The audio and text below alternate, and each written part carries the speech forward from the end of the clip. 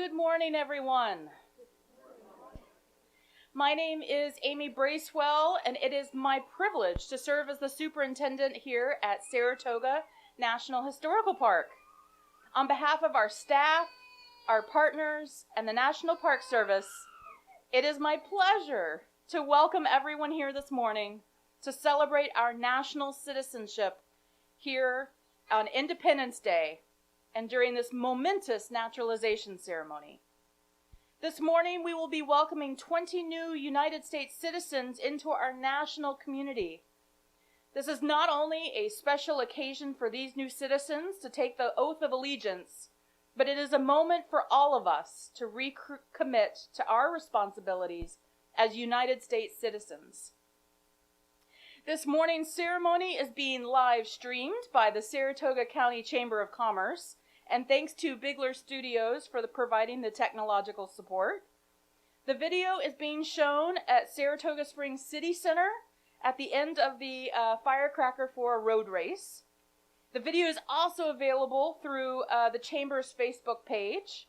And thank you to everyone who made the video feed possible, and welcome to our virtual visitors today. The first Americans found their dream for a better life here on this continent. It was on this day, 243 years ago, when they publicly announced that they wanted to establish a new country where life, liberty, and the pursuit of happiness were the most important tenets. It is on this landscape, here at Saratoga, where Americans sacrificed everything for the promise of a better life for their children, their grandchildren, and future generations, including us. The battles of Saratoga laid the foundation for our freedoms, our patriotism, and our self-governance. So today, we are here together because of the actions on this land so long ago. We are here together because we still believe in the tenets of our forefathers. We have seen this country evolve from the publication of the Declaration of Independence to today, through the struggles, the debates, the difference of opinions that we have had for over 243 years. George Washington called this country an experiment entrusted to the hands of the American people. This experiment is in your hands as we all strive to create the perfect union. Today is a new day for all of us to seek the perfection of life, liberty, and happiness. To begin our celebration of citizenship, we will start with the presentation of colors and the singing of the Star-Spangled Banner. For those who are able, please stand.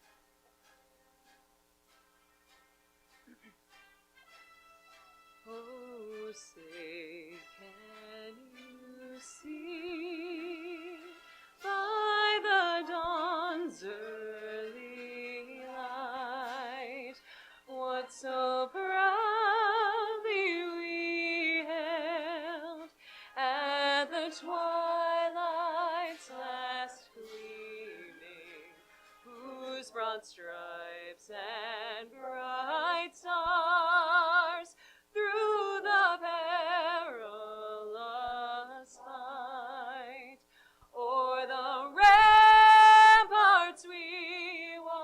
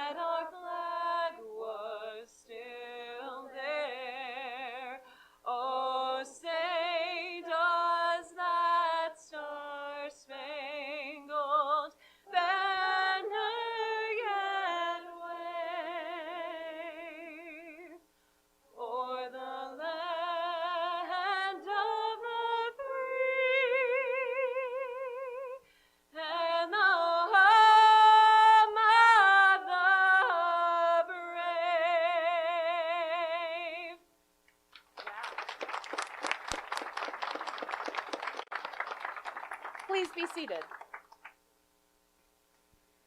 Thank you to the Twin Rivers Council Boy Scouts and Daniel McMullen. Immigrants and new citizens have contributed to this country from the very beginning. The first European settlers were looking for a new life. The soldiers of the American Revolution were looking for freedom from oppression.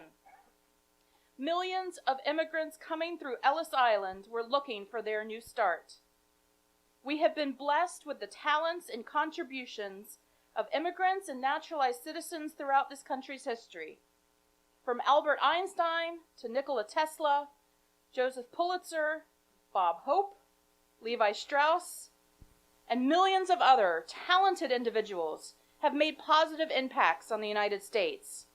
Our newest citizens today are in good company for those who have come before us. Between 1886 and 1924, almost 14 million immigrants entered the United States through New York. Inspired by those coming through Ellis Island, France provided a gift of friendship to the United States with the sculpture entitled "The Statue of Liberty Enlightening the World." The Statue of Liberty was a reassuring sign to immigrants that they had arrived in the land of their dreams. To these anxious newcomers, the statue's uplifted torch did not suggest enlightenment, as her creators intended, but rather welcome. Over time, liberty emerged as the mother of exiles, a symbol of hope to generations of immigrants. Affixed to a bronze plaque at the base of the statue is Emma Lazarus's poem, "The New Colossus."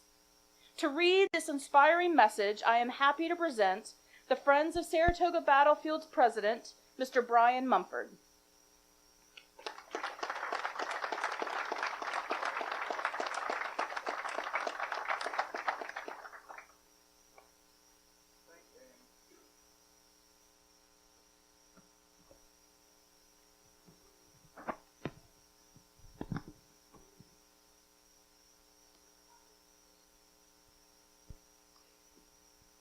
Wow, what a beautiful day. Hello and welcome to all the citizens and new citizens and citizens to be of the United States of America.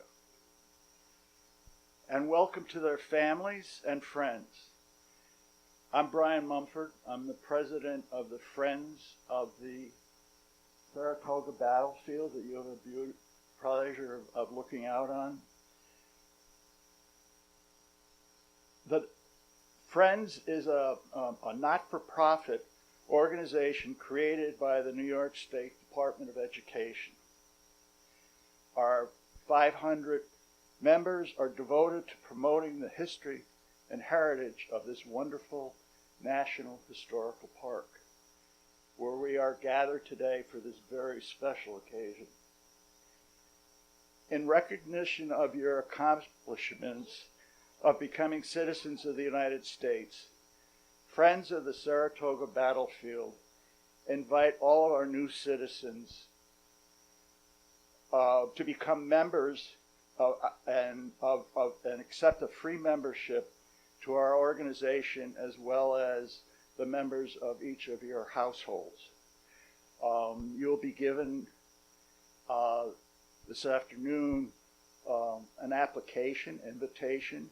If you would please bring it up to we have a table at the visitor center. If you'll bring it up there, the members will fill out your membership card, and if that doesn't work, you can mail it in to us when you get home. But please introduce yourself to the members stationed at the table for assistance. We are looking forward to meeting you and having you become members of the Friends of the Saratoga Battlefield. Also, you're going to be given a card which showing the Statue of Liberty. And as Amy mentioned in introducing this topic of the Statute of Limitation, the Statute of Liberty and the statute and the battlefield, Saratoga Battlefield, have a very distinct relationship. America's decisive victory on these fields during the Battle of Saratoga in 1777 marked the turning point of the American Revolution, which led to our liberty. As a result of America's victory here, France gave significant financial and military support to America in pursuing and achieving the ultimate struggle for freedom. In recognition of the friendship established during the American Revolution, the people of France gave the Statue of Liberty to the people of the United States in 1886. But may I suggest, as we look out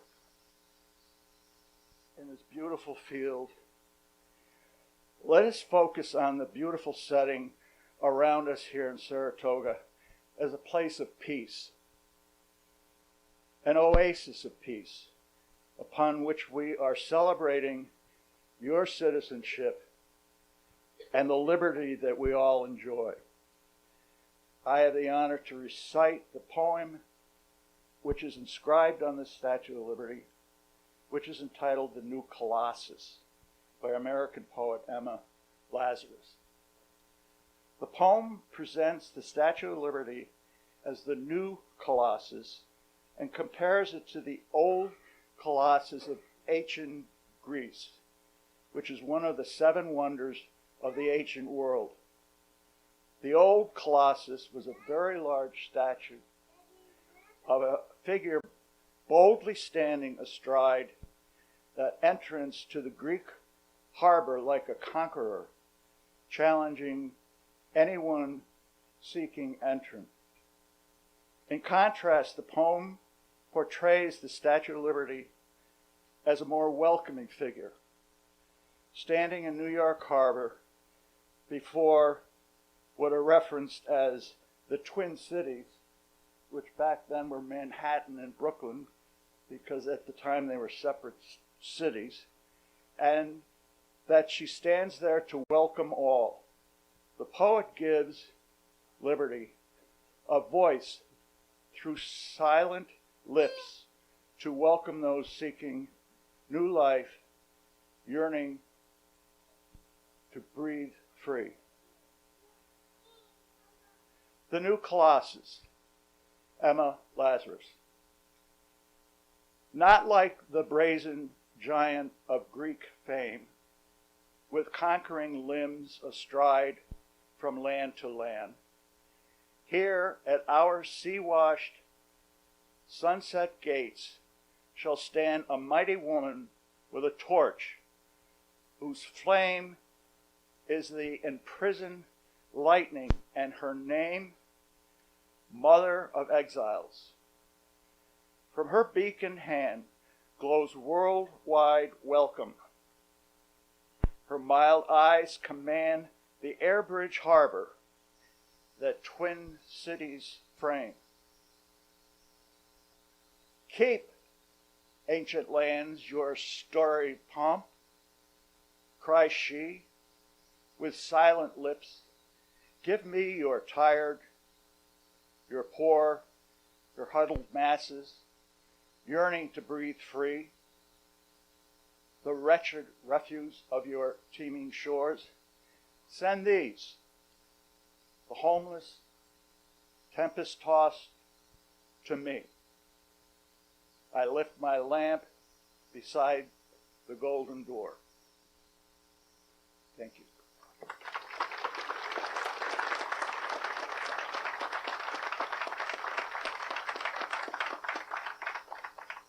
Thank you, Brian. It is now my pleasure to introduce our keynote speaker today. Mr. Vitaly Volpov, Esquire, has received high acclaim from our Saratoga Springs community leaders. His journey to becoming a naturalized citizen is inspiring, and I am so glad he is with us today to share his story. It is my pleasure to introduce Mr. Vitaly Volpov. Thank you.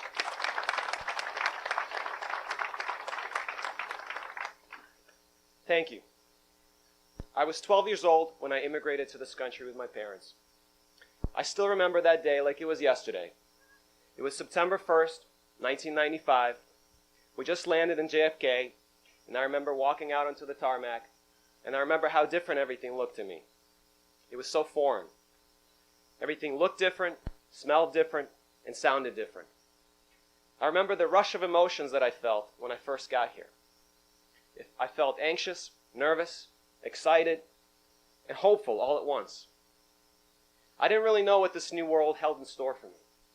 And my parents didn't know what it held in store for them either. See, they took a leap of faith.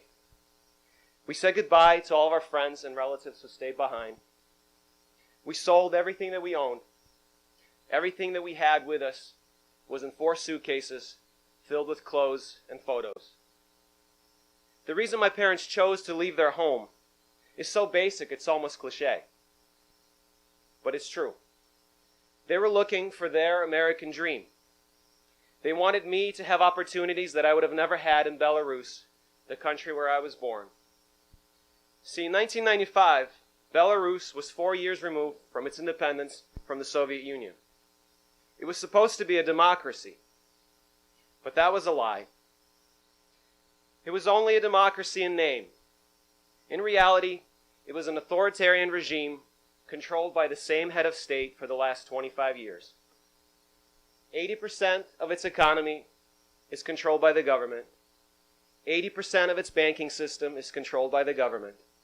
It has no independent media, and individual financial mobility is impossible. Individual freedom only exists so long as it does not threaten the state.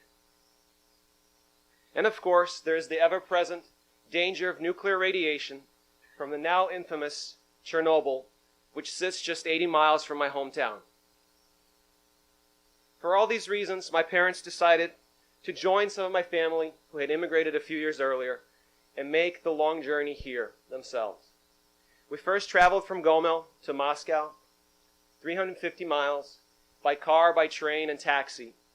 And we boarded a plane, a direct flight from there to JFK, which took us about 12 hours. And then we were picked up by one of my dad's distant cousins here in New York City. He first took us to Brooklyn, to his apartment, and then later that day drove us to Schenectady, where my aunt and uncle had settled. By the time we got to their house, it was almost midnight. We were tired and hungry, and I remember my parents bringing in the suitcases, and I remember my uncle saying to them, "Let's go get groceries so that you guys can have a proper meal the next day." And I remember how confused my parents looked at him. They said, "Groceries? In the middle of the night?" He smiled back at them, and he said, "Are you kidding, right? This is America.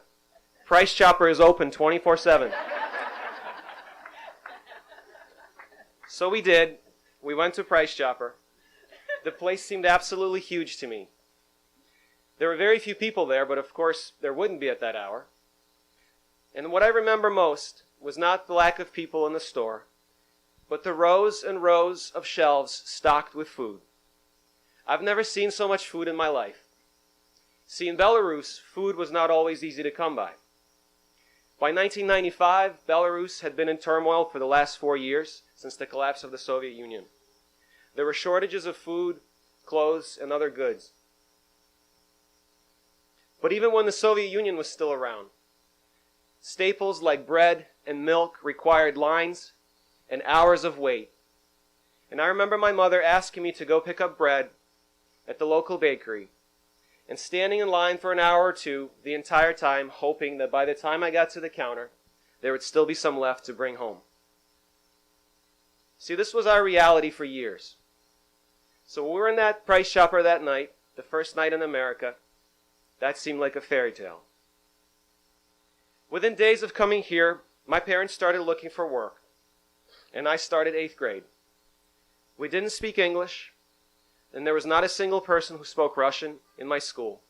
Not the teachers, not the other students, no one. It was tough, to say the least. My parents had very little money. They had no high-place connections. They had no outside help. Their college degrees didn't count here, and they had to start from the bottom. My mom worked to clean houses for wealthier people here, and my dad picked up odd jobs here and there until he could learn enough English so he could get his driver's license. And when he did, he bought a $300 beat-up Honda and began delivering pizzas for a local pizza shop in Schenectady. Despite these challenges, my family slowly and incrementally made progress. My parents eventually got better jobs. I graduated high school, got a college degree, and ended up going to law school and becoming a lawyer. I've been practicing law in Albany now for the last 9 years. I've been able to afford things and have experiences that I would have never had if my parents had not brought me here. But why am I telling you all this? It's not to make you feel sorry for the hardships that we had early on, and it's not to brag about my current success. Rather, I'm telling you this to hopefully make you feel inspired and hopeful. Yes, it was hard. We had no choice but to make things work. But we were able to do it because we were here. We were in this country.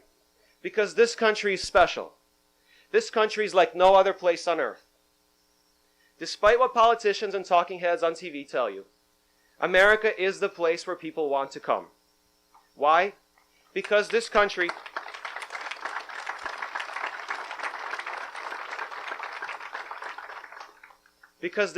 was founded on the best ideas that humanity has yet to come up with.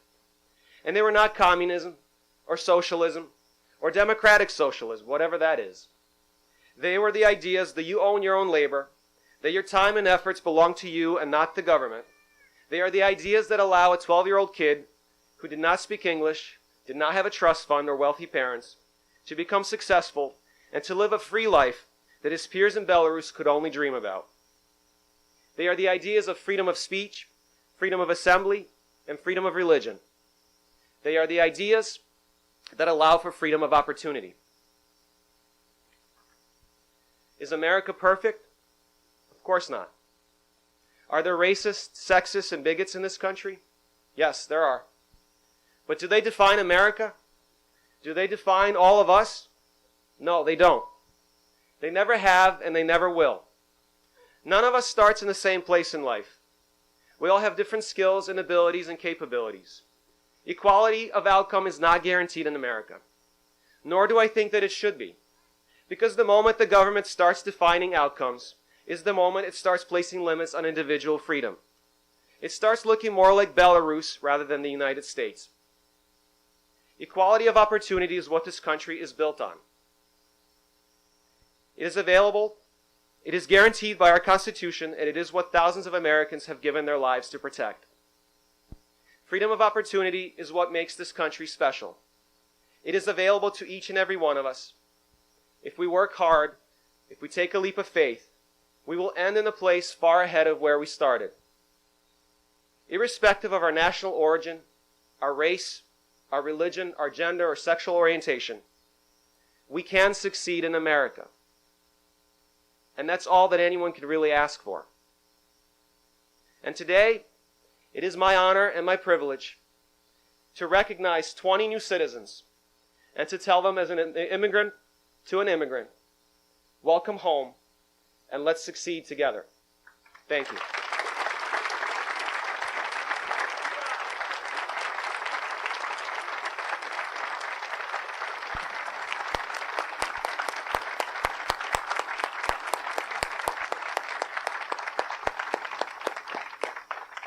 Wow. Thank you for sharing your story, Vitaly. I would now like to welcome Gwen Dinolfo, the Field Office Director of the United States Citizenship and Immigration Services, to lead our new citizens in the Oath of Allegiance.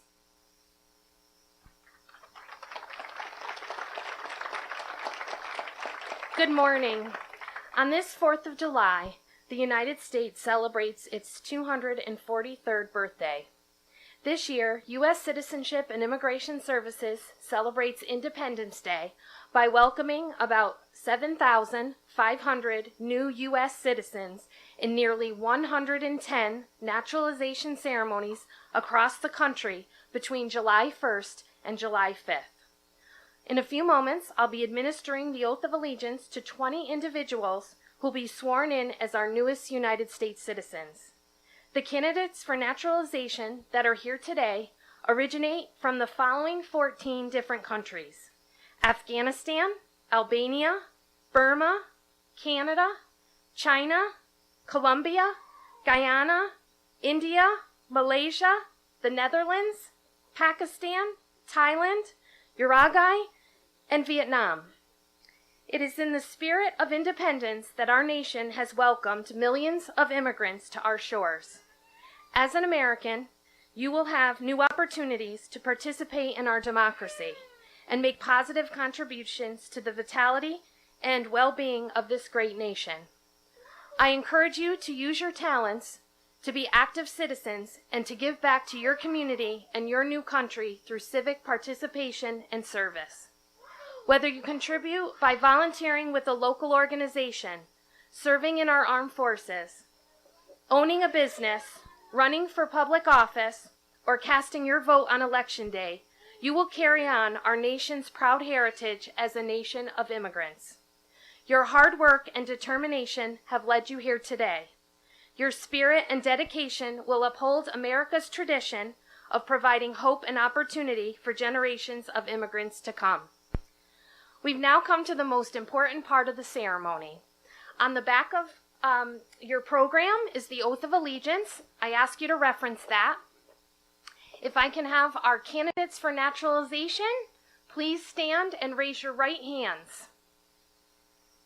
And repeat after me. I hereby declare on oath that I absolutely and entirely renounce and abjure all allegiance and fidelity to any foreign prince, potentate, state, or sovereignty, of whom or which I have heretofore been a subject or citizen, that I will support and defend the Constitution and laws of the United States of America against all enemies, foreign and domestic, that I will bear true faith and allegiance to the same, that I will bear arms on behalf of the United States when required by the law, that I will perform non-combatant service in the armed forces of the United States when required by the law, that I will perform work of national importance under civilian direction when required by the law, and that I take this obligation freely without any mental reservation or purpose of evasion. So help me God. Let's give a round of applause for our newest citizens.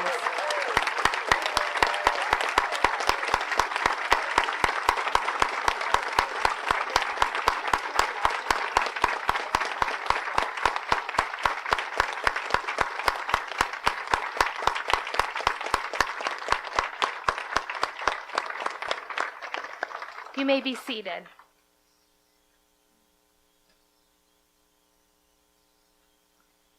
Congratulations, everyone.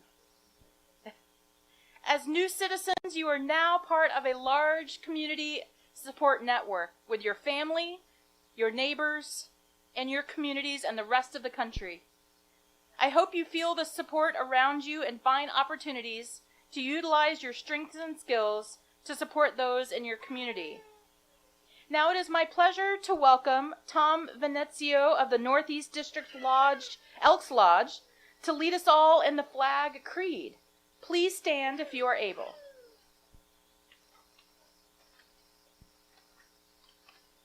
Let me begin by saying on behalf of the Benevolent and Fraternal Order of Elks that we welcome our new citizens. It's a great day. I'm standing in for a person who's done this for many years, Milo Jose. He failed to tell me what an emotional day this would be. My grandparents came to Ellis Island as immigrants, so this has a very heartfelt meaning to me. This emblem is first in our hearts as loyal Americans. The gentle breezes with lingering caress kiss the folds of no flag which can compare with it in beauty. There is no such red in the budding rose, in the falling leaf, or the sparkling wine. No such white in April blossom, in crescent moon, or mountain snow. No such blue in women's eye, in ocean's depth, or in heaven's dome, and no such pageantry of clustering stars and streaming light in all the spectrum of the sea and sky. Thank you.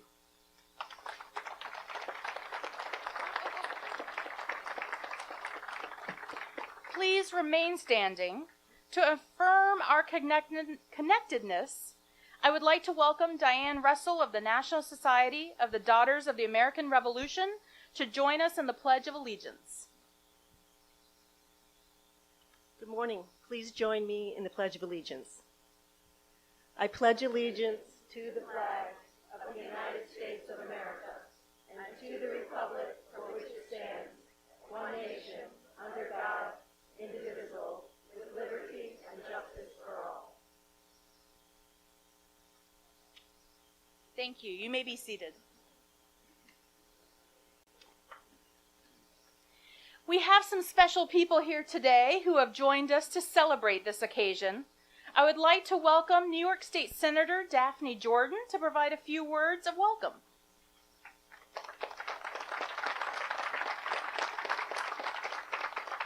Good morning, and happy Independence Day, or as we say, happy 4th of July to everyone. As America celebrates its independence, we celebrate you, everyone here. In this, the 16th year Saratoga National Historical Park has conducted this wonderful ceremony. I'm thrilled and honored to welcome you, 20 in all, as the newest members of our extended American family. We are honored to call you our fellow citizens of the greatest, freest nation in the world, our United States of America. You did it the right way. You put in the time, the effort, and study to become citizens. It's not easy. Congratulations on becoming citizens, respecting our laws, and following the proper process to be part of the beautiful, great, grand, and growing mosaic that is our nation. Today reflects the diversity that is so uniquely American and so important to America. American citizens, all of you, are our greatest asset. On special days like today, we reflect upon our national motto, E pluribus unum. Out of many, one. Out of many cultures arriving from many lands, from many backgrounds, different nationalities, different religions, different cultures, becoming one common story, one vision, one shared destiny, citizens of our great land where our diversity is our strength. One people, one nation, under God, indivisible, with justice and liberty for all. I understand the immigrant experience because I've lived it. I've seen the vital importance of citizenship and becoming something greater than oneself. Like so many of you, my grandparents came to America in search of opportunities. My paternal grandparents come from Mytilene and Lesbos. My maternal grandparents come from Skouda and Athens, all from Greece. Their story is so similar to your own. They left everything they knew in coming to America to work hard for a better life. I'm incredibly proud to be their granddaughter, to stand on their strong Greek shoulders and now serve as a New York State senator, and to be able to welcome you today. With my family's strong, deep Greek roots, the concept, the very word citizen, it has an extra special significance and symbolism to me. Greece was the birthplace of our modern democracy. the Greek ideal of citizenship. It conferred rights and responsibilities. The notion that citizenship required service, that everyone had a share in the larger polis, in serving others. That's a responsibility, a privilege that you carry forward from this day forward as proud American citizens. So let us all recommit ourselves, in the words of my beautiful native Greek, serving to demisio agatho, which translates into the public good. So let us all recommit ourselves to serving the public good. Being here on this special day, I'd like to close by reciting the timeless words of our Declaration of Independence. We hold these truths to be self-evident, that all men are created equal, that they are endowed by their Creator with certain unalienable rights, that among these are life, liberty, and the pursuit of happiness. Your acceptance of American citizenship, of its rights and responsibilities, honors our founders' words and affirms the dignity and the worth of all individuals. So welcome to our American family, and congratulations on becoming American citizens.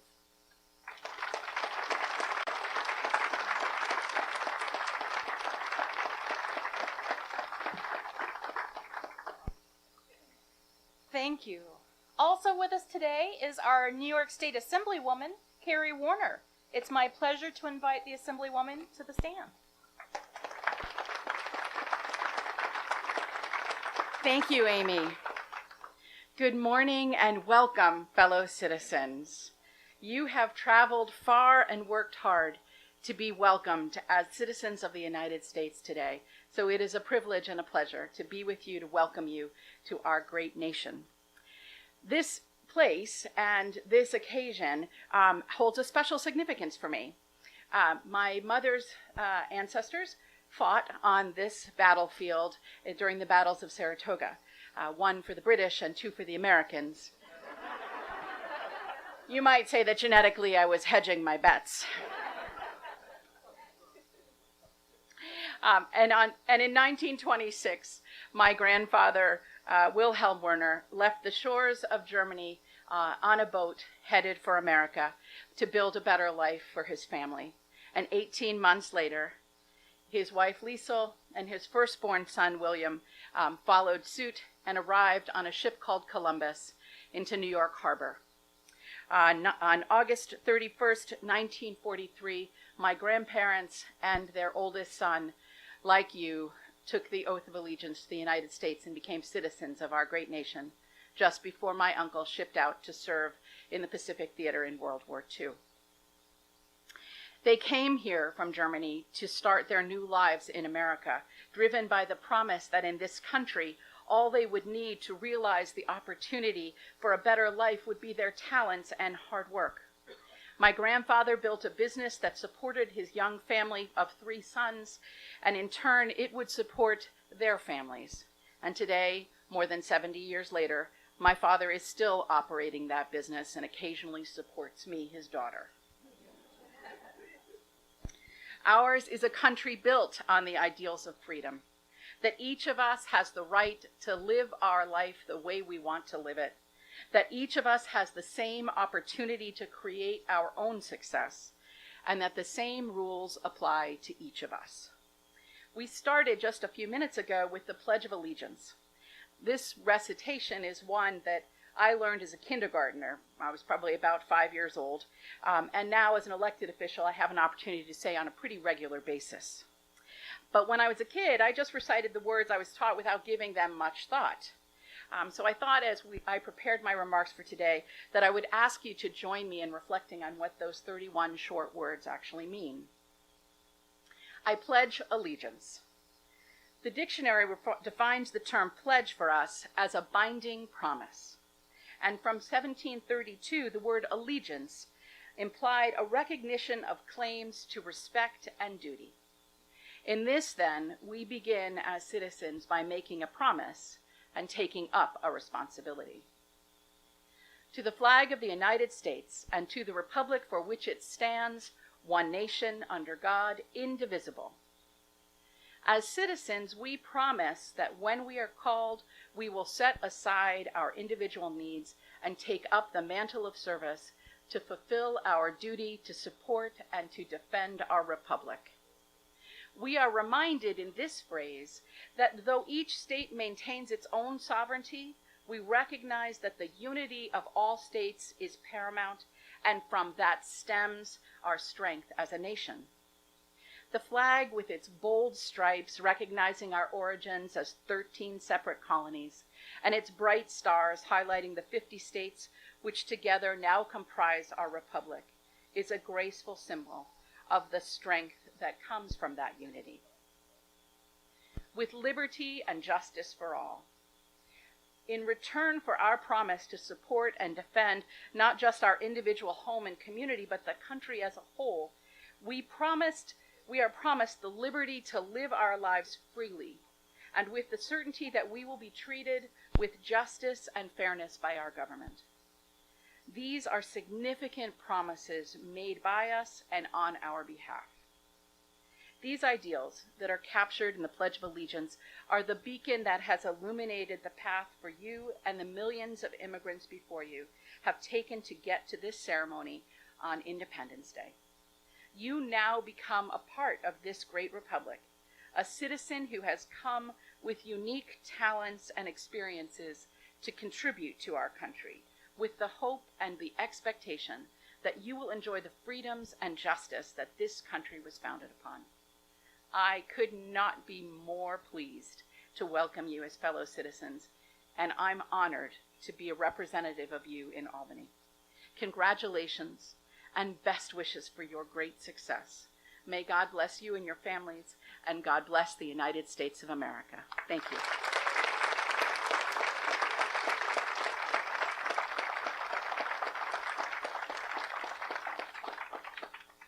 Thank you.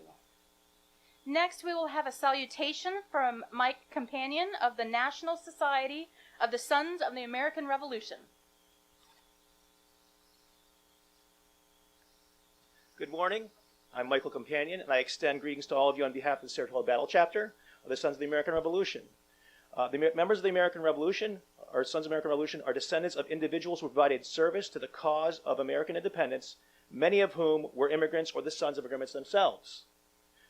It seems appropriate that this naturalization ceremony occur on our nation's Independence Day. Our nation is built upon the history of immigration. Over 300 years ago, my immigrant ancestors came to America in search of religious and political freedom and a chance for a new start in life. Today, these same desires still bring people to our shores. Like our patriot ancestors, we all share in a common dream of a chance to make a good life for ourselves and our families, and have the opportunity to contribute to this great American experiment. In the words of Jimmy Carter, the 39th President of the United States, we are no longer a melting pot, but a beautiful mosaic. Different people, different beliefs, different yearnings, different hopes, different dreams. The experiences and knowledges you bring from your native countries can be added to into this experiment, one that is uniquely American. Congratulations to all the new citizens assembled here today. Thank you.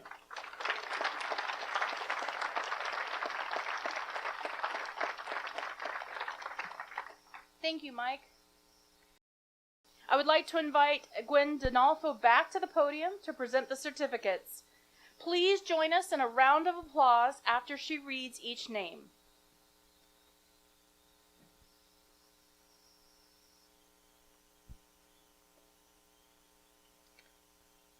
Sadat Abdali,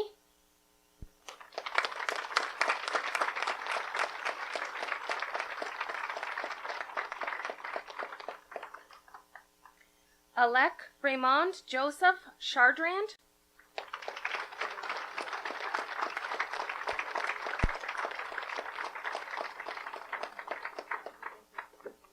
Shah Nawaz Shatha,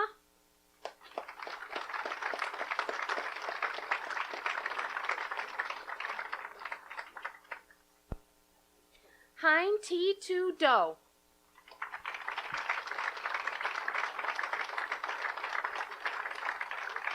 Ampara Fejo de Barzorkis,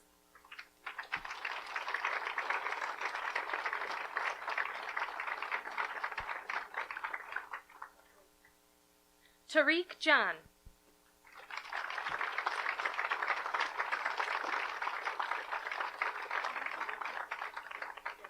Bastian Ari Kararvar.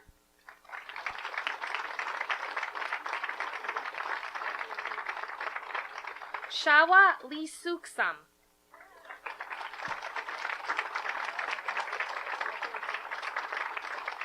Danielle Leonard.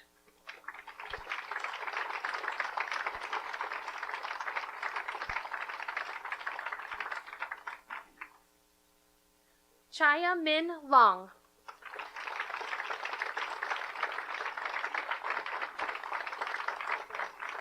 Yi Lee.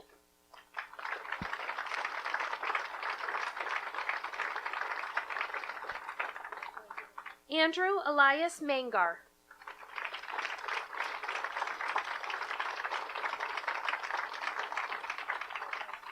Samra Mushtaba.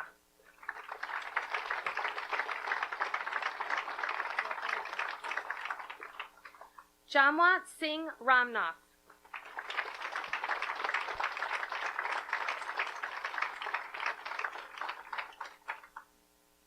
Michaela Scarlata.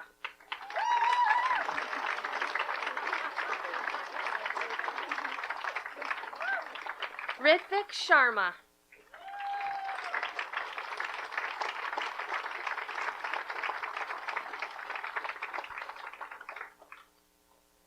Alton Stoja.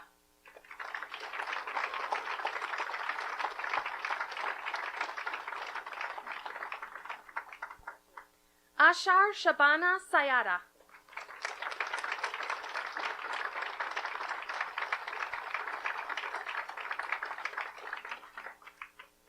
Sha To.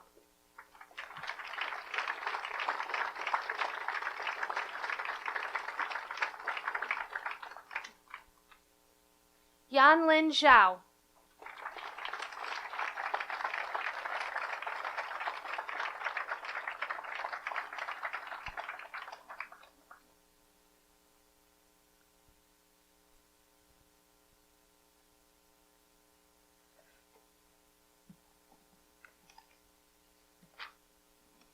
Congratulations again. To continue our celebration, please welcome Saratoga Park volunteer Joe Craig, who will lead us in the toast to the Declaration of Independence. Please stand if you are able. Well, a little bit of background, of course. In the time of the War for Independence, there were 13 states, so it was customary to have 13 toasts. That's what your lemonade has been distributed for. Note that it's lemonade. In the 18th century in America, alcohol was consumed in enormous quantities. I have read one place they claimed that it was 6 gallons, 24 liters per person per year. That's the alcohol, not the beer, not the wine. They drank a lot of this stuff. We got rules. We're not doing that here. You also were expected to drink the entire glass when you drank a toast, but we got 13 to go through, so please keep it to sips. And for those of you that have been through English as a second language or even regular English classes, you probably have not encountered the word that is spelled H-U-Z-Z-A. There's some dispute as to how that is pronounced. Some folks go huzzah, some people claim huzzay, and I have seen various things in 18th century documents where it goes huzzah, huzzah, huzzoo, all sorts of things. So something about that rather than hooray. So it's huzzah or something in that general vicinity. Okay, 13 toasts. The 13 free and independent states of America. Huzzah! These are quick learns. The most honorable, the Congress now met in Philadelphia. Huzzah! His Excellency, General Washington. Huzzah! The Army and the Navy of the United States. Huzzah! The memory of the brave officers and men who have fallen in the defense of America. Huzzah! Liberty to those who have the spirit to assert it. Huzzah! George, as in King George, rejected and liberty protected. Huzzah! May the crowns of tyrants be crowns of thorns. Huzzah! And we have a visual on this one.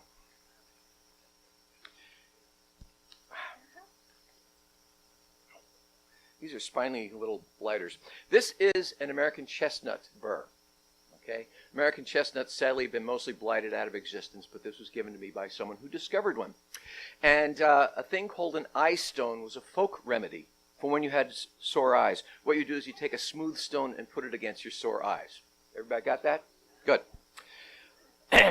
Sore eyes to all Tories, loyalists, and a chestnut burr for an eye stone. Perpetual itching without benefit of scratching to the enemies of America.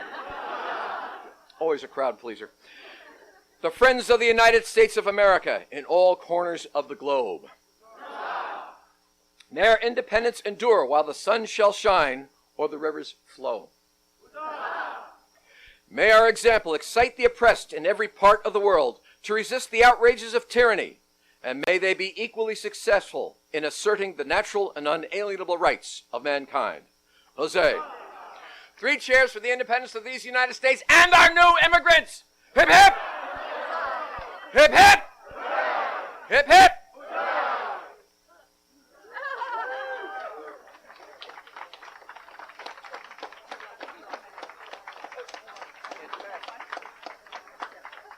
Please be seated.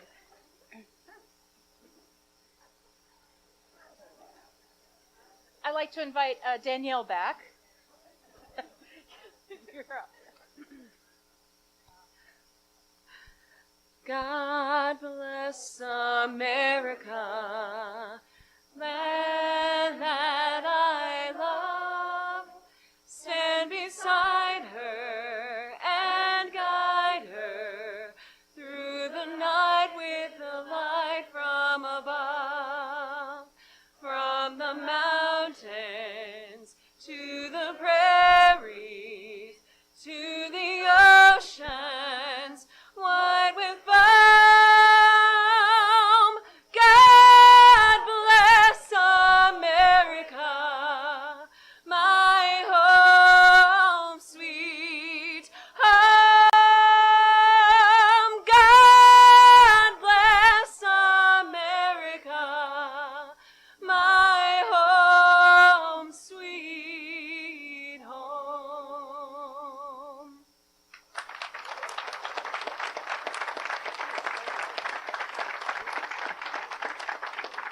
Thank you, Danielle. Before we close our ceremony, I want to offer a note of thanks to all our partners and volunteers who worked together to make this day a success. The following organizations all contributed to a welcome package for all our new citizens. Thank you to the Friends of Saratoga Battlefield, the Daughters of the American Revolution, the United States Citizenship and Immigration Services, the Children of the American Revolution, the League of Women Voters, the Sons of the American Revolution, and the Adirondack Trust Company.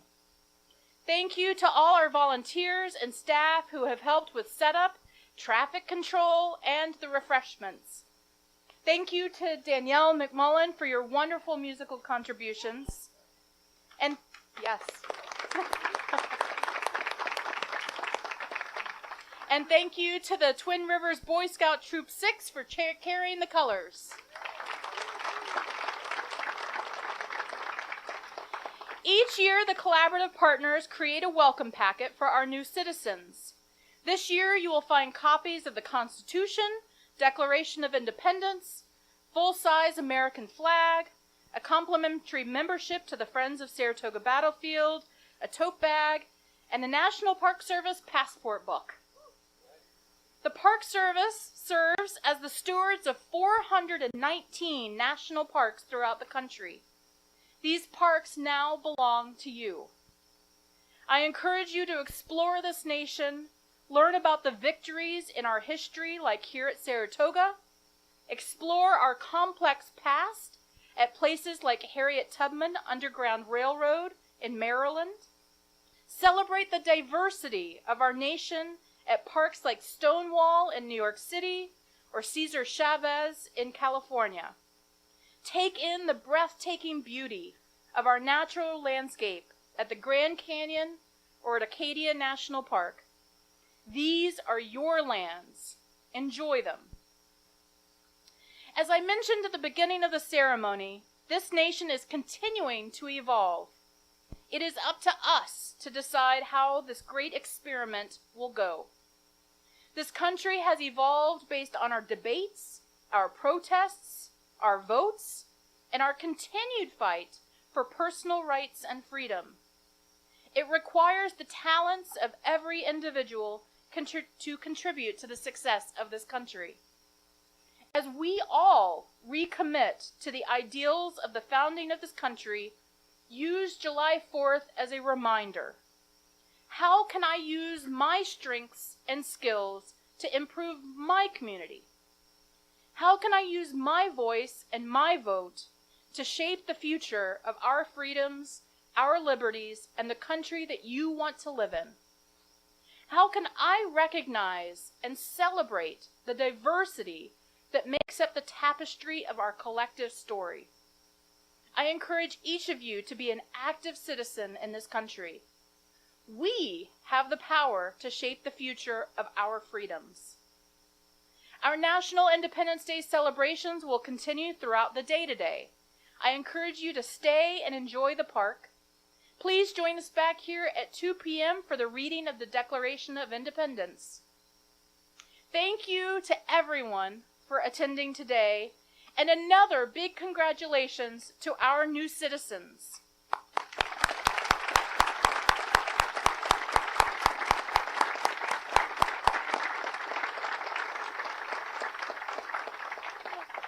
I am excited to be a part of your celebration, so thank you. We will close our ceremony with the retiring of the colors. Please stand if you are able.